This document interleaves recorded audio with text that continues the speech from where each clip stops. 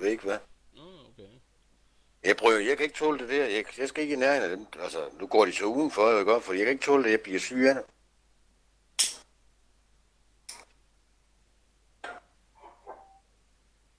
Så det.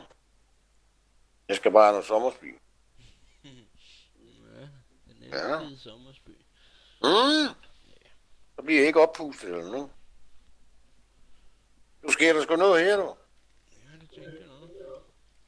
Loading, please wait. Det der er Space. spørgsmålet, det er, om du kan se noget, eller om der var sort skærm. Der er sgu sort skærm. Jeg kan se en mand og en rød dragt. Så langt, så godt. Ja da. Der står op på nogle klipper, eller hvad fanden der står på? Det er ude Står der space energizers eller sådan noget? engineers. Only one thing is certain. That is nothing is. En ting er sikkert, det er, at der er ikke noget, der er sikkert. det kan der måske være noget om. Men den siger stadigvæk, at jeg skal vente. Nå, men ja, den skal lige opdatere og lukke det ind. Okay.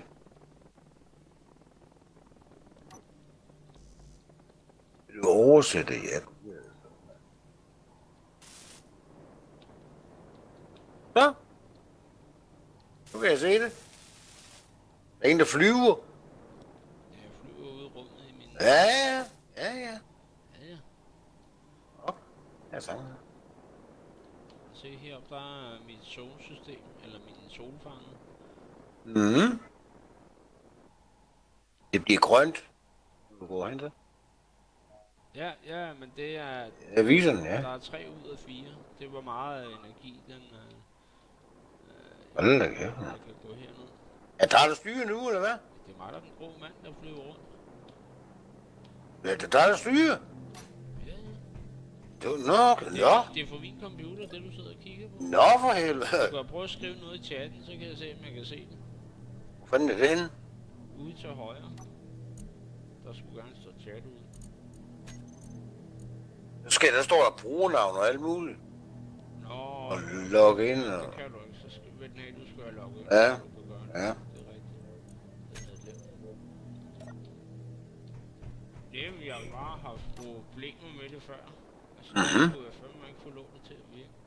Sådan noget det kan jeg fandme ikke finde ud af. Ej. Det er ligesom Minecraft. Jamen, jeg kan ikke de spille det. Jeg kan kraftedeme ikke. Hvad kan man sige? Det her det er bare lidt sjovere, fordi det ser meget bedre ud end Minecraft. Minecraft, det ligner jo lort, den grafik der er. Jeg synes, det er flot, det der. Så kan man lige... Jeg har sådan en vinkelsliver.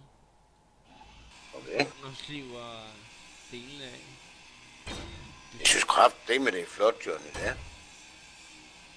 Men Jeg kan ikke føle- jeg mangler lidt upload på... Nå, nu svarer du. Ja, det er bare vinkelsliver. Eller nå, det er vinkelsliven. Ja, det kan jeg se Du nu. kan se ud til højre, Kom nu. der viser den, skulle den gerne vise, hvad for nogle dele jeg spejler. Ja, det gør den også. Gør den også. Men hver gang du skal lave noget, nu kan jeg prøve, nu har jeg noget udstyr her. Og se, så har jeg svejseren her. Mhm. Nu skal jeg så ikke svejse her, men jeg kunne lige gøre sådan der. Så skal du svejse, så kan lige suge ud, så det ikke er så tæt på. Mhm. Men alt hvad du skal bygge, der skal du bruge materialer, stål eller en motor eller en computer eller noget. Altså alt det der er bygget der, og solfangerne heroppe. Mhm. Kan jeg flyve op her. Så se, hvad er ude til højre, hvad der er i solfangeren. Der er construction Ja. komponenter, metalstål, Ja. gitter og et rør og Mhm. så... Og De spil, det kan jeg ikke. Jeg kan ikke finde ud af de spil. Nej, Det. men Ja, jeg er væk. det var så, der havde en fornemmelse om, hvad fanden det er, jeg render og laver her. Men det er sgu da spændende ud. Men man kan lige gå ned her, hvor jeg er nede. Det er nede, altså du skal faktisk, jeg skal have en bruger. Nu har jeg en brugermaskine her. Jeg vil lige flyve herind. Flyver det her. Så ind i asteroiden, det røde derinde. Ja, nu er du inde i det røde. Ja, det er jern. Det røde Okay. her, det siger den også iron. Fanden så er det gul, ja? Det gule, hvis der er noget gul, så er det guld. Åh. Men det er den, du skal mine materialerne herinde. så skal jeg have det ind i mit raffinaderi herinde. Det er den her lange, der ligger der. Og så for den kan jeg lige gå ind. Det er sgu da en meteor, eller hvad fanden er det der? Det må det sgu da være. Den der lå, jeg var stået i udenfor. Men så her, der kan du lige gå ind i produktion, så kan du lave alle de ting ned til venstre herude. Det kan være en stålplade. Nu har jeg ikke jern i den der, jeg tager bare den ned. Så. Der var sgu slet ikke noget.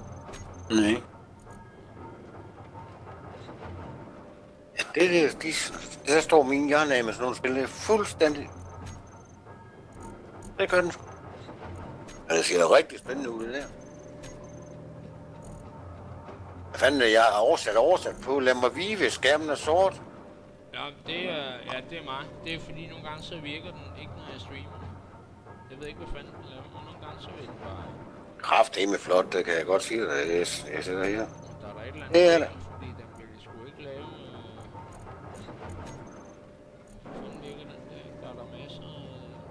Hvad er du ved at lave nu? Jeg vil lave nogle stålplader. Det vil den sgu ikke. Hvad fanden laver den? Produktion, kontrolpanel. Det er fordi jeg har jeg slukket. Nej, det har jeg sgu ikke. Jeg har slukket det der. Eller hvad? Hvad fanden laver den? Jeg har der masser af jern. Nu laver du noget rødt noget over i produktionen. Jamen, den er rød, når den ikke kan lave det.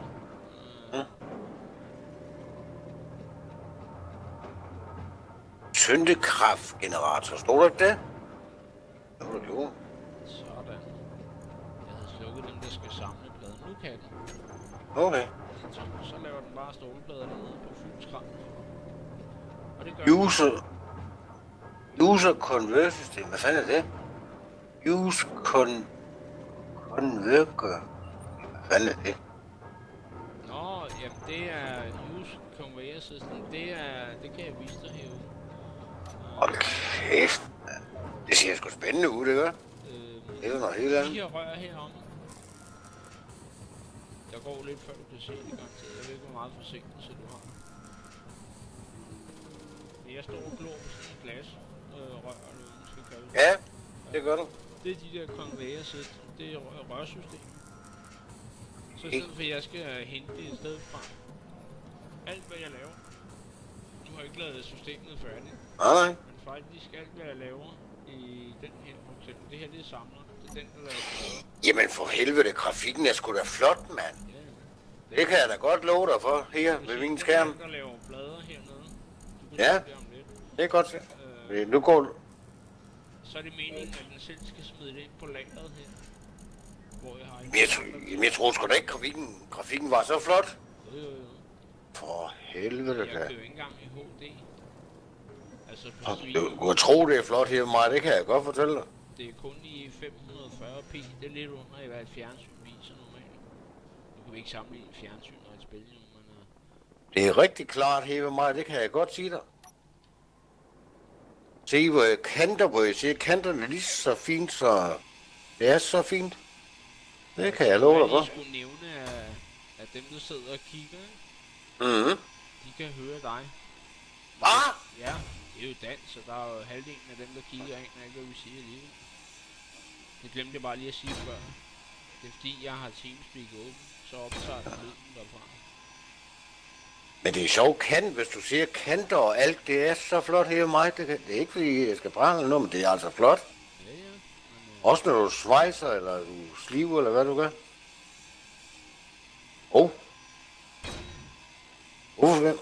Så forsvinder de sgu da.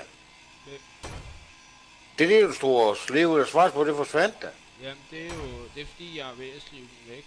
Eller slive den. Alt den Jeg kan se. Så forsvinder boksen, eller døren, eller hvad du står Ja. og roder med. Det er godt. Du kan se, den tæller ned ude i højre Ja, over i højre side. procent. Og ned Det på gør 0, den. så forsvinder boksen. Men der var ingen, jeg spillede med, men englænder, han fløj ud i rummet og fandt det skib her, så stjal han det. Okay. Jamen, så får vi jo alle de her materialer, der er på skibet. Det er jo bare vores. Okay. Tyk fjollet. Nej. Det er fint nok, fordi vi skal bruge mange, altså hvis du skal bygge noget stort. Ja da. bruge mange materialer. Jeg var ikke se, sliver du, eller? Ja, når der er de Svejser der du? gnister, så sliver jeg. Og så sliver du? Og når der Okay. er det der lys, så svejser jeg. Så svejser du, okay. Og hver gang det bliver rødt, så er det den konstruktion, du er ved at gøre et eller andet ved. Ja, den røde Ja, streger. firkanten, der. Ja.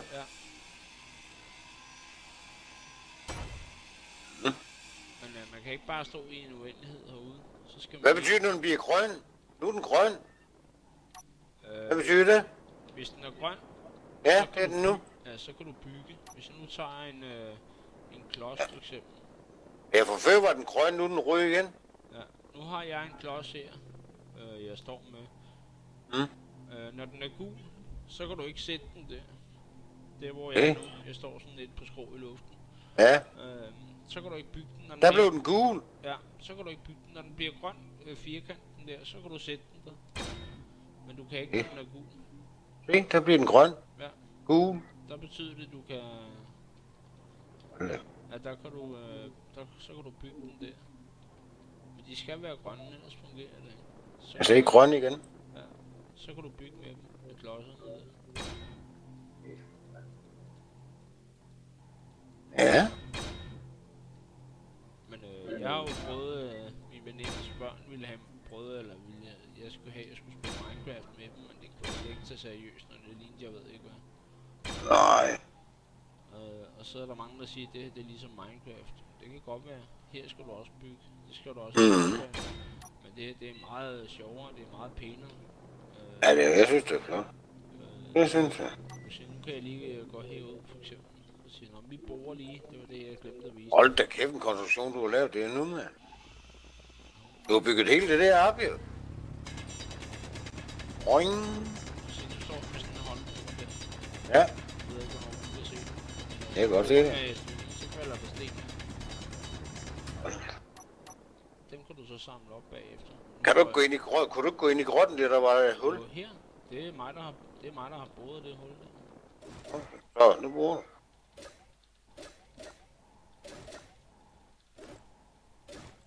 Hold kæft, hvor er det livagtigt, mand.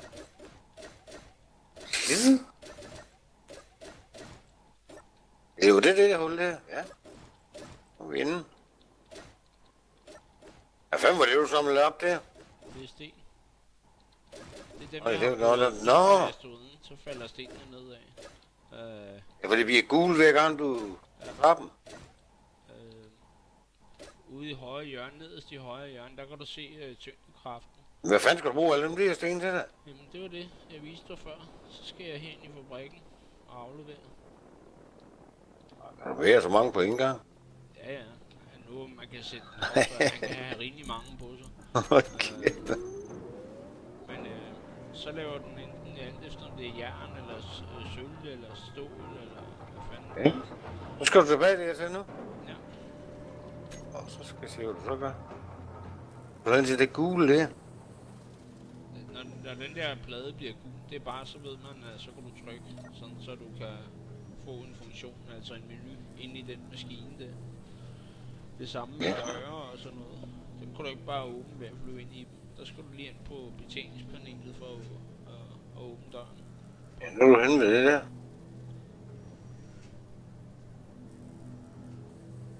Jamen, når så du har bygget det kæmpe store, hvad så? Johnny? Jamen, spillet er jo kun i udviklingsfasen.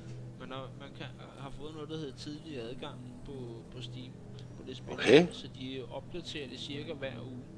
Hvad Og er der det nye formål på længere sigt? Hvad er Jamen, altså, formålet? der bliver lavet sådan, så man kan spille mod hinanden. Altså, sådan så hvis jeg går ind, opretter en server og går ind, og så hedder det factions, jamen, så er jeg det røde hold for eksempel, ligesom i Battlefield, og så er de andre det blå hold. Så slås I? Og så skal man bygge rumskib, og så slås mod hinanden, eller hvordan Det de vil- nu laver det. Jeg ved ikke, hvordan de laver det endnu. Det bliver sgu da sjovt, mand. Ja, ja. Og så er det jo... Åh. Dem, der har det bedste mod det, er åbenbart ved dem, der er stærkest, mand. Du kan også se, hvis du kommer... Nu skal jeg lige have den der væk. Sådan der. Altså det her rumskib, jeg har herude. Mhm. Nu er det jeg bare lavet det. Der er sådan en rundsave på. Nu står der live oppe i hjørnet. Ja, så læser den lige ind igen. Okay. Night Ammo. Hvad er et rumskib, ja? Kan du ikke se, at jeg svæver foran et rumskib? Jo. Der er sådan nogle vinkelskiver på her også. Så der kan jeg flyve over til rumskibet, og så bare få rumskibet til at slive det ned. Det er meget hurtigt. Det ser helt mærkeligt ud med det der, ligesom om det er bål, ligesom at det er gaskomfur, det er med det der... Nå, men det er jo brændstofsraketterne der. Ja, det ser rigtig livagtigt ud. Man kan se, man kan tage og sætte maskingevær og missiler på. Hold da. Nu kan jeg ikke gøre det her, fordi Nu er du inde. ja, det er en byggemenu. Hold. Nej, det fandt jeg aldrig ud af det. Nej. Hurtigt. Ja. Se, den jeg bygger her, det er missilet. En rocket launcher, så har han raketlauncher på taget. Så vi skal have, hvad skal vi have? 25. Hvad var det, du satte ovenpå det? 23 rør. Det er en raketkaster. Den er ligesom en RPG. Ja, det. Nu skal jeg bare lige over og hente nogle rør her. Ja, for du kunne ikke sætte den på den anden måde, for der blev den gul. Lige præcis. Men du er nødt til at sætte den sådan der.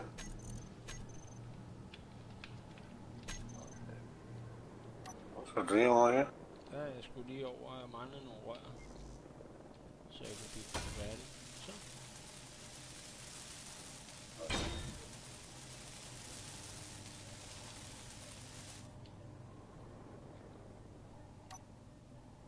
Det er skinemt ud, men det er der altså bare ikke for mig, det der på dig, det er Nu nemt. skal jeg over og lave missiler, for jeg har ikke nogen. Og den kan altså ikke skyde uden våben. Nej. Så det skal du også selv lave. Ja, hallo. Og dem har vi der. Du kan se, jeg mangler, hvad mangler jeg? Jern og uranium. Mangler. Så det var noget lort. Vi gør bare Okay. Hvor alle de ting ryge det over i venstre side der? Er de røde, så har du ikke materialerne til at bygge lorten. Okay. Så det er meget let. Godt. Det fandt jeg aldrig nogensinde ud af. Aldrig. Det er det, der komplicerede spil for mig. Hold da kæft, mand. Så Sådan. skal vi lige...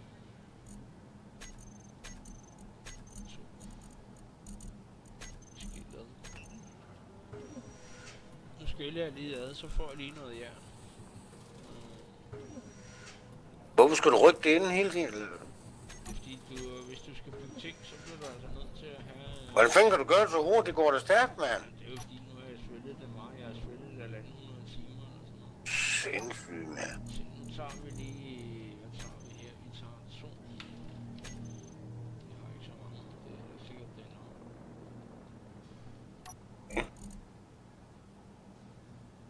Så skal du over til kontrolbilledet igen, eller hvad? Nej, Nej, det skulle du ikke. Reaktoren med noget. Jeg skulle bruge noget til at lave noget. Kom. Der. Fanden. Nå, det er der.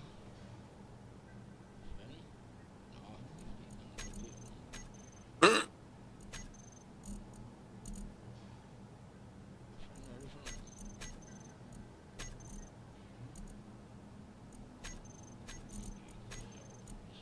Kæft, der var mange røde ting, mand. Der var mange af dem, der var røde lige før. Hold da kæft. Ja, men så kan du ikke bygge det. Nej. 200 mm missil.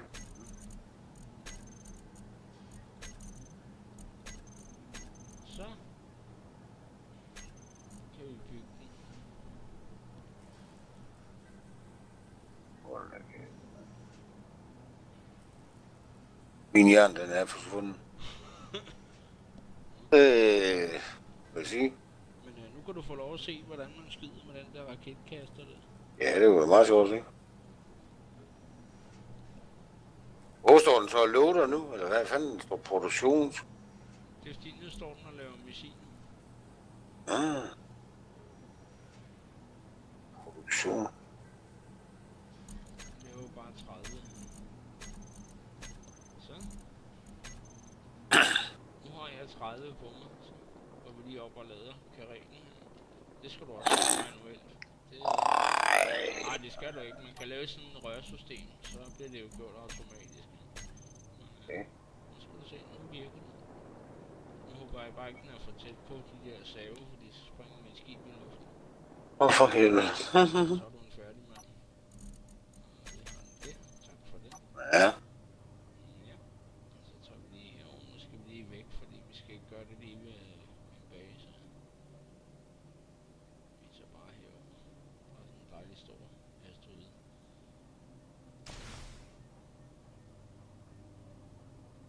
Så. Og flyve. Så er vi herovre. Så kan du bare se her. Der er en ny asteroide her. Så kan du lige smide et hul i det. Sådan så at du ikke skal bruge så meget måske. Ja.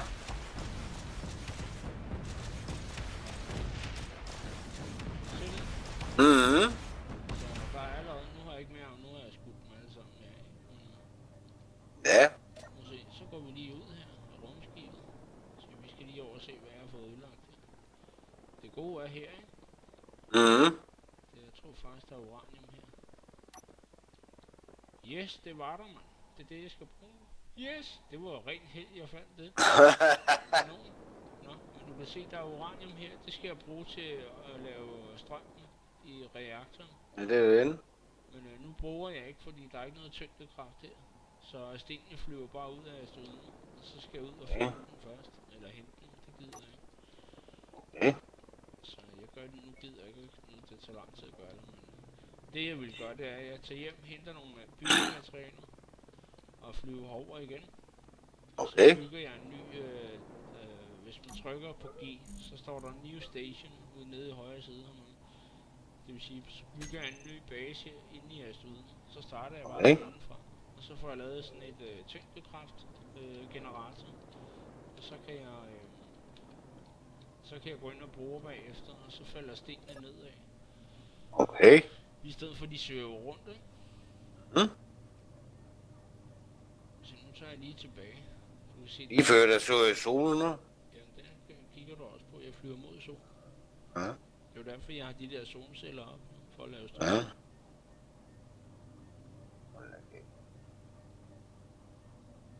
Så er jeg tilbage. Her er solen. Så er jeg tilbage til basen her. 200 meter. Home. Der har vi den.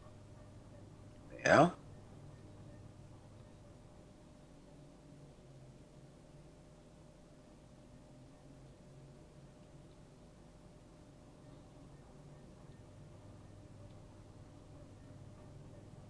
Se, så er jeg tilbage Mhm. igen med flyet. Så er du tilbage igen.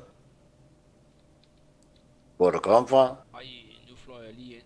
Prøv at se. Nu smadrer jeg lige noget på min base her. Ej. Jamen, det er til at lave nu. Det er jo det gode ved det. Så tager jeg lige over og siger, vi må lige reparere den her. Så svejser vi lige. Så bliver kassen ikke buet mere. Så retter den ud, når du svejser. Da. Ja, det er godt. Kontrolrum, ikke?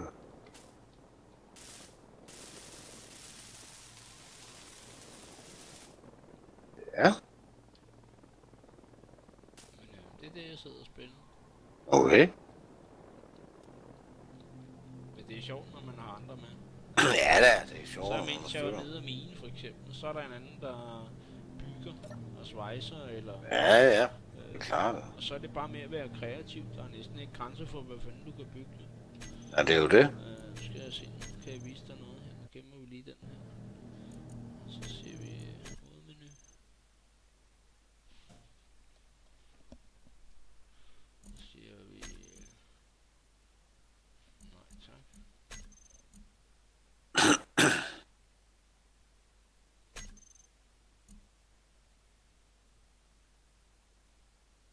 Og så kan du save det også. Ja. Genialt, mand. Det er jo Genialt. det gode ved det her. Du ved, du er ikke afhængig. Du kan Nej. bare gå ind, når du vil. Det er da det. Nu har de ikke lavet nogen dedikerede server endnu. Altså ligesom Batman server og sådan noget. Men når de gør det, så så min computer, den kører på fuld skræm lige nu. Fordi man selv skal hoste spil, og så kan de andre se på det. Men du kan se, det her, det er ikke mig, der har bygget det her. Det er en anden, der har bygget det. Okay. Så har han frigivet det, så man kunne se det. Men han har faktisk bygget sådan en kran. Ja. Ja. Og med rørsystem og det hele på. Ja. Nu skal jeg ikke, for jeg har ikke prøvet at udforske den, se hvordan den virker, men de gule, der er nede i kassen. Ja, det er kassen der. Ja, det er sådan nogle, der samler. Så når han er boret for eksempel, så samler han stenene op ind i bordet, op igennem rørene heroppe, og hele vejen langt sammen og ned hernede. Okay. Og skal vi se, og så hernede i bunden. De her, dem kan du åbne. Når der er, at du har minet færdigt, du har den sådan der, så åbner du dem her, så falder stenene hernede i. Okay. Og så de her kasser her, det her system her, det er jo så forbundet. Det kan man se nedenunder, det kan du ikke se oppe for, det kan du se nedenunder. Mhm. Du ser, det har han forbundet. Ja. Mhm. Herover det er under de der gule kasser, du så før. Ja. Det er forbundet med rørsystemet og går op igennem gulvet der. Og op og rammer den der lagerboks her. Og den gør så det, at den, nu kan se, nu kan jeg smide noget i, fordi jeg har samlet noget op her. Sådan. Nu kan se, nu er lige fyldt ind i kassen. Nu går jeg ind igen, og den der forsvinder ikke. Skal jeg sætte, det kan jeg ikke engang. Nej, han har ikke samlet den ordentligt, den idiot. Nå. Nå jo, det har han. Det er fordi det er en 200 eller andet, ja. Nu har han ikke lavet det færdigt, det her. Men der mangler en samler. Den der er hernede under. Neden her, det er en samler. Okay. Den er samlet. Man kan også se spillet på dansk, hvis man vil. Nu er jeg det på engelsk, fordi jeg spiller med andre, ikke så. Ja da.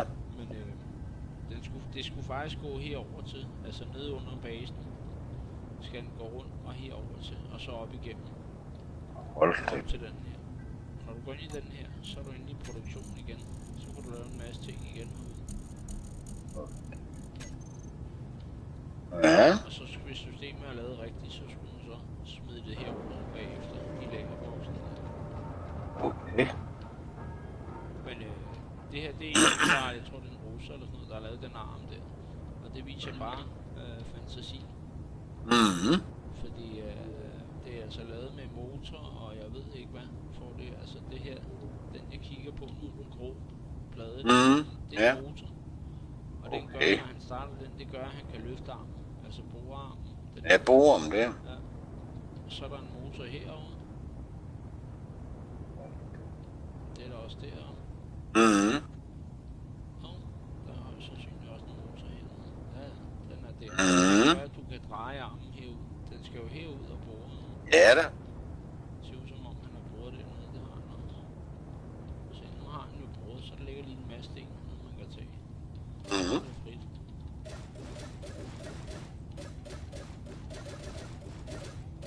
Ja.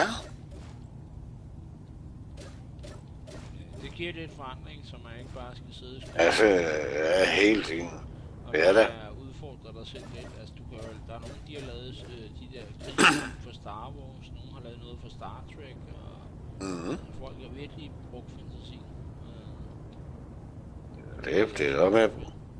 Ja da. Du kan jo næsten bygge, hvad du vil. Og der kommer, det der hele tiden kommer nye ting, ikke? Så man kan finde på noget. Selvfølgelig. Der er virkelig mange. Man kan også bygge hjul, så du kan lave sådan en boogievogn. Du kan køre med rundt på astronauten. Der er jo ingen tyngdekraft i rummet. Nej. Det er jo vægtløst, så hvis nu jeg det her skib herovre, nu er det tændt, men hvis jeg slukker for strømmen, og så skubber til det, så svæver det bare væk. Der er ikke noget til at holde det. Det er det. Og det er det fede ved det spil her. Der er ikke noget, men de skulle ikke tage højde for tyngdekraft, for der er ikke noget.